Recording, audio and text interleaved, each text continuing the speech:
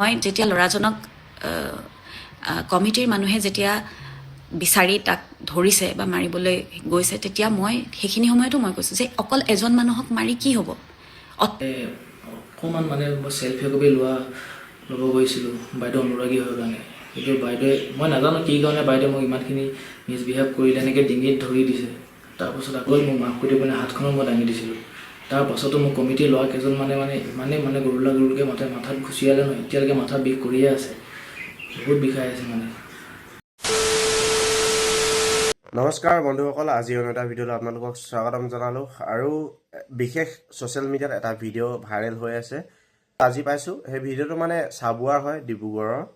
তাত প্ৰিয়ংকা ভৰালী গান গাবলৈ আহিছিল বিহু অনুষ্ঠানত আমন্ত্ৰণ। বহুত দুখ লগা বা লাজৰ বিষয়ে এটা কথা হ'ল, তাই প্ৰিয়ংকা ভৰালীৰ লগত মানে চেল্ফি ল'বলৈ গৈছিল, আৰু চেল্ফি ল'বলৈ যাওঁতে প্ৰিয়ংকা ভৰালীয়ে ল'ৰাজনৰ গাত এনেকৈ মাথাত ধৰি পেলাই পূৰা হেঁচি পেলাই এনেকৈ হেৰি কৰি দিছে, ঠেলি গতিয়াই দিছে। সিমানখিনিলৈকে বাৰু ঠিকেই আছিল। তাৰপিছত মানে কমিটিৰ ল'ৰাবিলাকে এনেকুৱা বেয়া আচৰণ কৰিলে, মানে সেই ল'ৰাজনক বহুত বেয়াকৈ পিটিছে, মানে অন কেমেৰাত পিটিছে। এইটো বহুত এটা বেয়া কথা। এইখিনিতে এটা কথা ক'ব বিচাৰোঁ, প্ৰিয়ংকা ভৰালীয়ে গান গায়, সেইটো কাৰণে কোনোবাই ভাল পায়, মানুহে শুনি ভাল পায়, অনুৰাগী, তেখেতৰ অনুৰাগী, সেইকাৰণে ওচৰত দেখিছে ফটো মাৰিব গৈছে।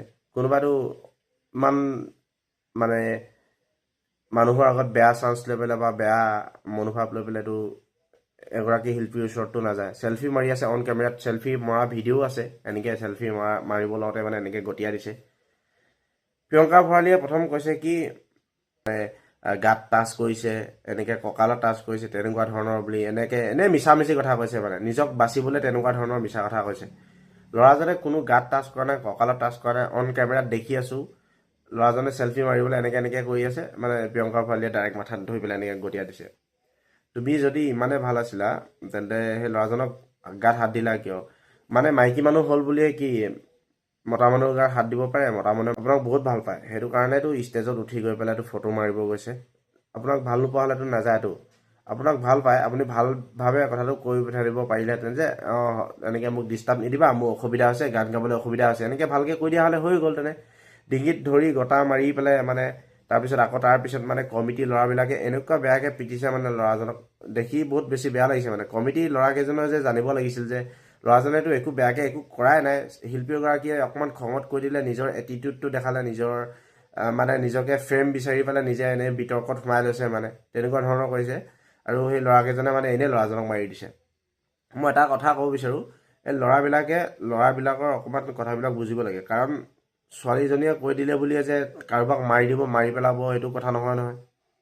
প্ৰিয়ংকা ভৰালীয়ে ক'লে যে কি অসভ্যালি কৰিছে, গান গাব অসুবিধা আছে, আমুক তামুক তেনেকুৱা ধৰণৰ কথা কৈ আছে, ঠিক আছে। ল'ৰাকেইজনে ভালকৈতো আঁতৰাই দিব পাৰিলে হয়, বা কথাইদি দম দিলেও হয়, কথাটো কৈছোঁ। কিন্তু হাত লগাব নালাগে নহয়, হাত লগাইছে, এনেকুৱাকৈ উৰি ঘুচা মাৰিছে, মানে এই ল'ৰাকেইটাই অকণমান এইটো থাকিব লাগে। সেইটো কাৰণে কৈছোঁ, এনেকুৱা ধৰণৰ ফকতীয়া ছিংগাৰৰ ওচৰত কোনেও নাযাব। মই আজিলৈকে প্ৰিয়ংকা ভৰালীক চায়ে পোৱা নাই, নাচাওঁৱে, গানো শুনি পোৱা নাই।